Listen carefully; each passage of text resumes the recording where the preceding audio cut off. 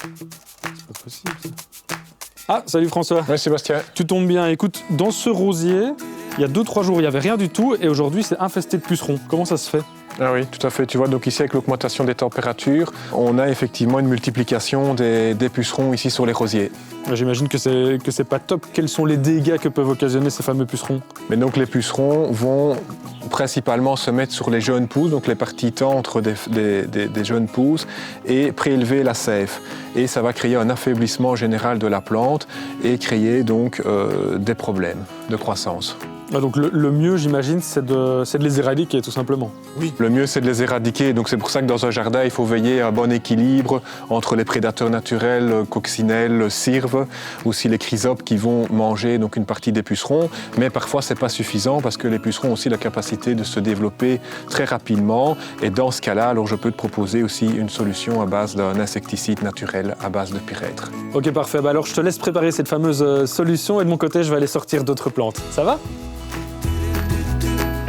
Voilà, donc je suis maintenant prêt ici à préparer ma solution insecticide donc à base de pyrètre. Donc le pyrètre est un insecticide naturel qui va combattre toute une série de nuisibles au jardin.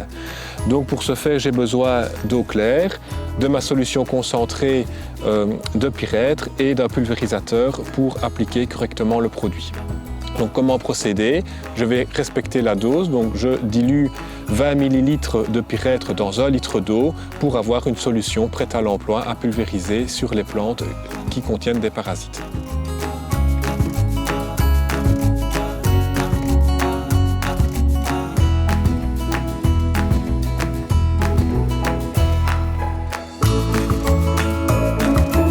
Voilà François, solution déjà prête et déjà d'application. Pourquoi? Parce qu'il y a déjà des pucerons sur ces rosiers. Ce n'est pas une solution de prévention. Et puis aussi parce que c'est le bon moment pour le faire. Oui, exactement. Donc ici, je traite directement la cible parce que c'est un insecticide de contact. Donc on va tuer directement les pucerons, qu'ils soient verts ou qu'ils soient noirs. Et c'est le bon moment parce qu'on est sur un temps calme, sans vent, avec pas trop de luminosité. Ce qui est important aussi pour éviter que le produit soit dégradé par la lumière. On répétera éventuellement aussi l'application d'ici une dizaine de jours si la pression des insectes est importante. Ok, solution efficace pour les pucerons, qu'ils soient noirs ou verts, mais aussi pour d'autres pathogènes comme la cochenille. C'est pour ça que je t'ai apporté ici ces orchidées qui sont, tu le vois, infestées de cochenilles.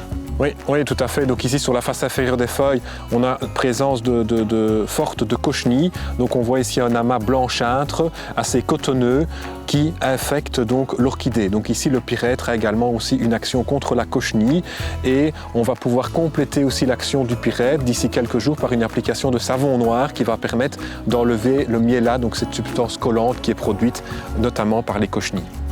Dernière info, et elle est importante, on peut également utiliser cette solution sur nos plantes d'intérieur, mais pour ça, un conseil, les sortir sur votre terrasse pour mettre la solution. Merci François pour tout ça.